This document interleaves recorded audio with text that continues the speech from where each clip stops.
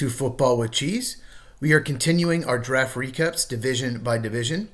Today we're going to do the NFC South, so make sure you are subscribed if you have not and hit the bell for notifications. Let's just get right into it. These four teams all had different drafts, but I'll say this. All their teams have some kind of hope, I think, going into the season that they're going to be better. Let's start with Tampa Bay. They won the division last year.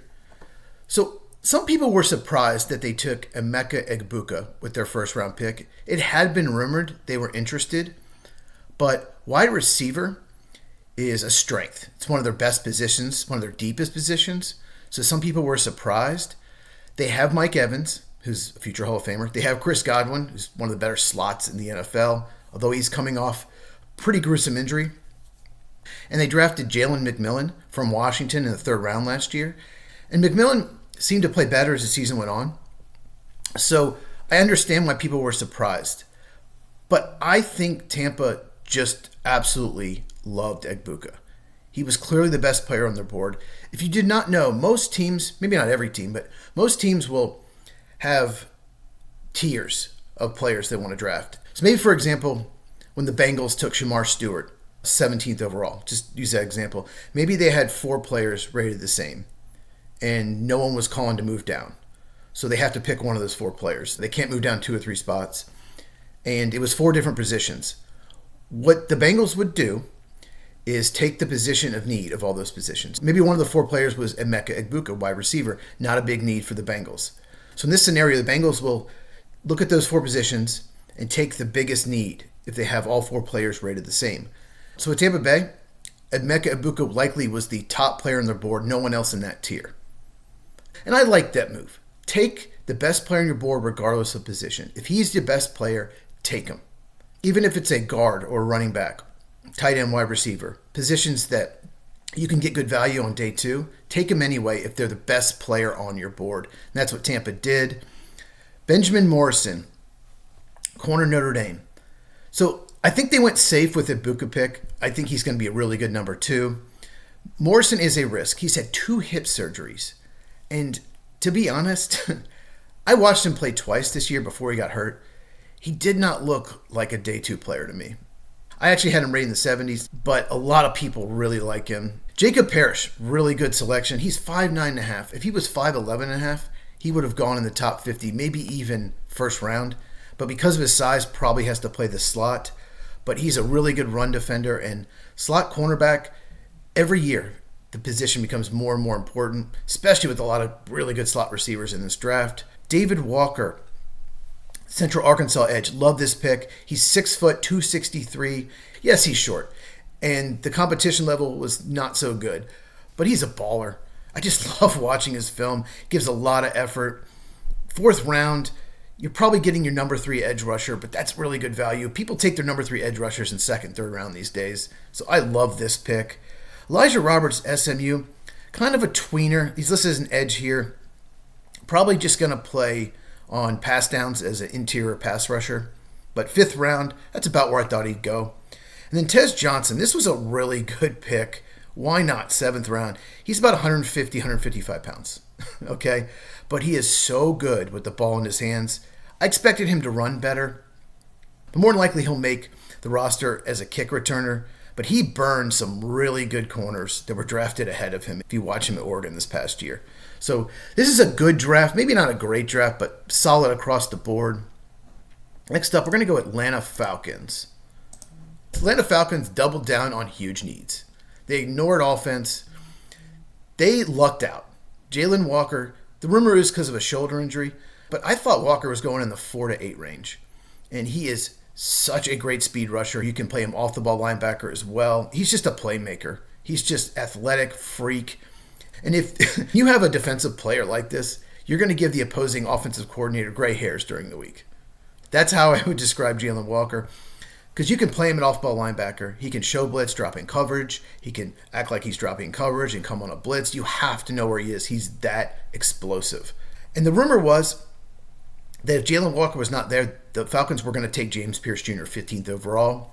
That's about the highest I heard he was going to go. I don't love giving up a future first rounder for a player that has some locker room concerns. The words that have been thrown around are immaturity, laziness, but there's no doubt about it. He is a speed rusher. He's productive. His pass rush win rate was one of the best in the country the last 2 years. The biggest concern for me, not necessarily his character, it's that he did the best work against the worst competition.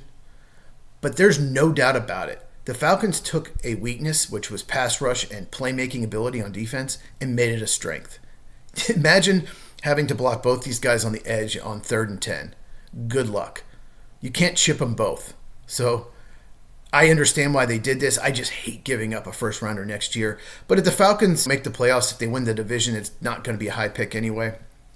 And then they doubled down on safety, another big need. Probably their two biggest needs they addressed and drafted 2 players at each position. Why not? Because if one doesn't work out, maybe the other does. Xavier Watts, Notre Dame, I thought he'd go higher than this. I think I had him rated in the 50s. He is your true center fielder, free safety. Probably don't want him covering slot receivers, but in a weak safety draft, I thought for sure he'd go at least late 2nd round, and he falls all the way to the end of the 3rd. So Falcons really lucked out with the Walker and Watts pick.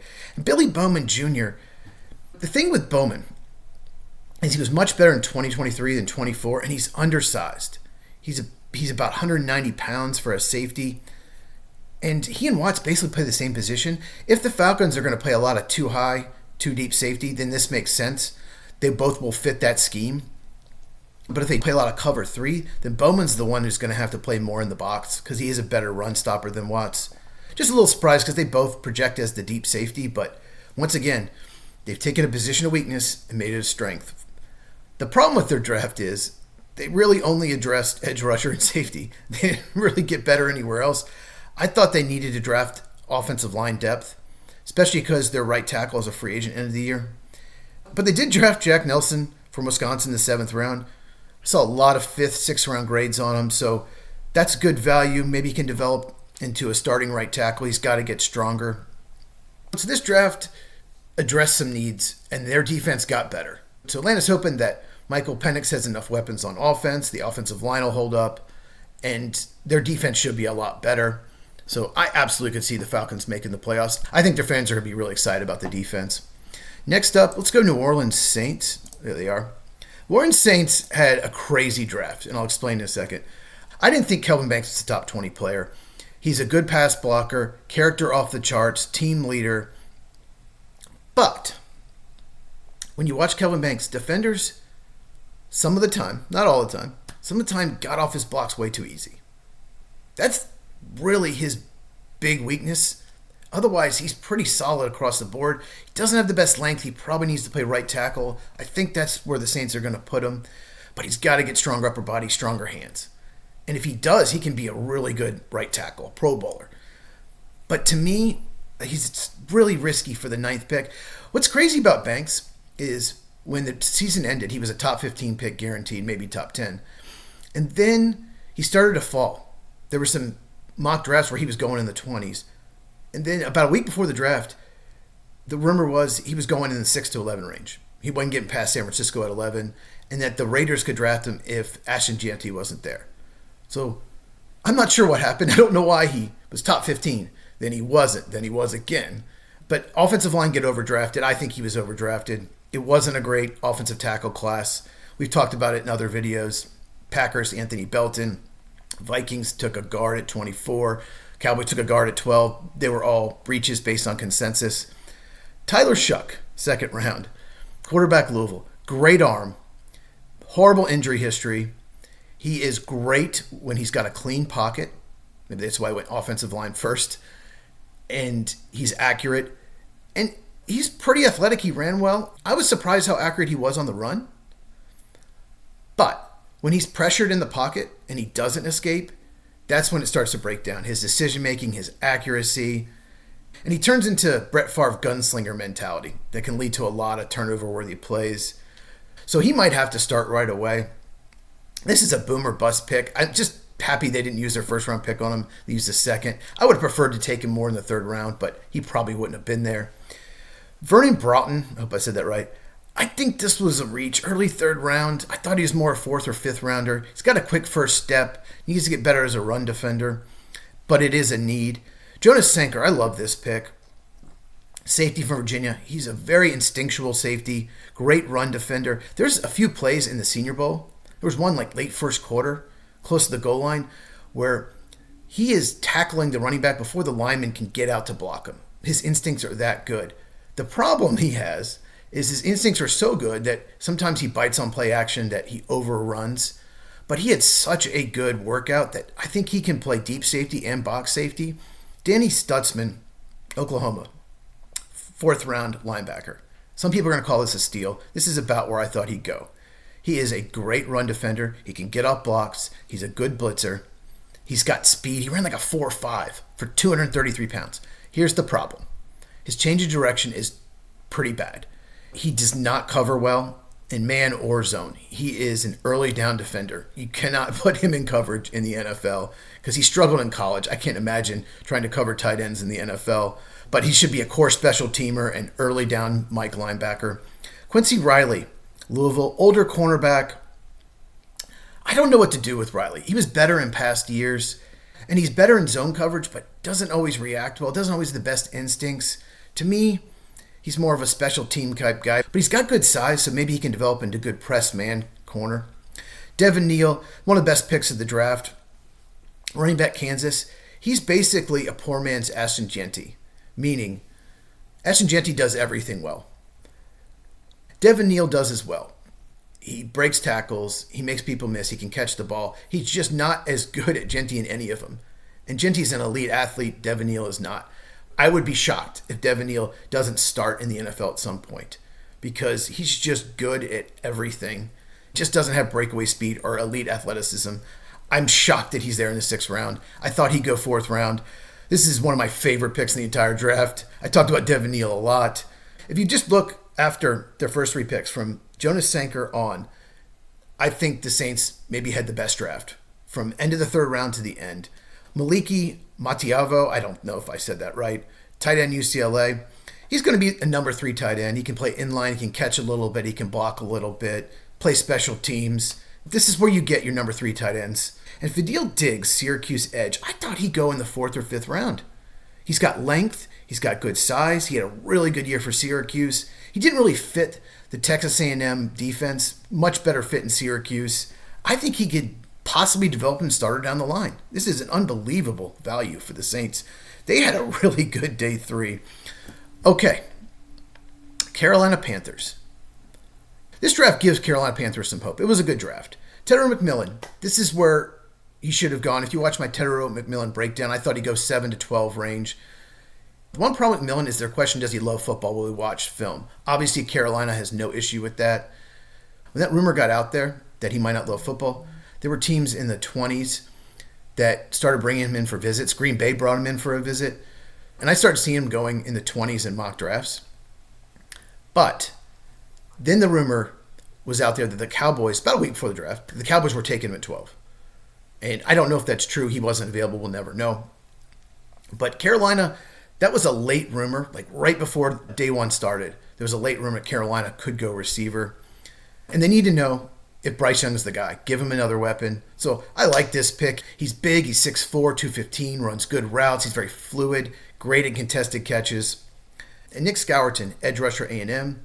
This is where I had him going. Actually, he went 51st overall, and that's where I had him on my board. A&M had him playing about 280. He's down to about 260. That's where he needs to be. Some people had a first-round grade on him. Some people thought he was more of a third-rounder. They took him right in the middle of the 2nd round. This is a good fit for them. They needed edge rusher. And then Princey Umamelan, Ole Miss, he's a designated pass rusher only, not going to give you much in the run game, but he's got good length and production in the SEC, so this is a good value. With these 2 picks, they really improved their pass rush, and it needed a lot of help. And then Trevor Etienne, this is the biggest question for me. I thought he was a 6th or 7th rounder. He got arrested for DUI and other charges. He's an undersized back. He's not even 200 pounds. I just didn't see a lot of explosiveness for a running back that's undersized. And running back was not a need for Carolina. That might be the strength of their team. I just don't understand this pick. Dylan Sampson was on the board. There were 8 or 10 running backs on the board that were better prospects in my opinion. Some people like the pick. I don't understand it. Nathan Ransom, safety, Ohio State. He's a little over the place. Average instincts, but good athlete. Maybe play special teams. Hopefully he can develop into a starter. Cam Jackson, he's a nose tackle for Florida. We've talked about this in other recap videos. Every team needs a 330, 340 pounder. There's a lot of these in this draft. There were hardly any in last year's draft. You have to defend the tush push these days. Everyone needs a defensive tackle like this. Not going to give you much in the pass rush. Mitchell Evans, tight end Notre Dame.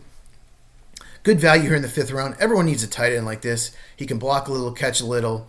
Not a great athlete. Probably a average starter, below average backup. But good value in the 5th round. And Jimmy Hort Jr., Colorado. Really small receiver. He's only about 5'8". His dad was a really good receiver. By the way, his dad is incarcerated for drug charges. He was a receiver for the Saints. And I'll say this. The Deion Sanders took him in as like a son. I know the Sanders family's getting a lot of flack for how Shedeur Sanders acted. So I just wanted to bring that up. I don't think he's a bad person. I just think his son's a little entitled and spoiled. If you believe the rumors, never met him. Jimmy Horn Jr., I'll say this about him. For a small receiver, he's willing to catch the ball with the middle. A lot of small receivers are not. So he's tough, but probably has to make it as a kick returner. That is the NFC South. So what do you think? Comment down below. Who had the best draft, the worst draft in the division? Make sure you subscribe if you have not. If you enjoyed this video, please leave a like. Next up will be the AFC South. We're 5 in, 3 more to go. If you have not, check out these videos in the boxes here. Share this video with anyone who loves football so we can grow the channel. And I will catch you in the next one.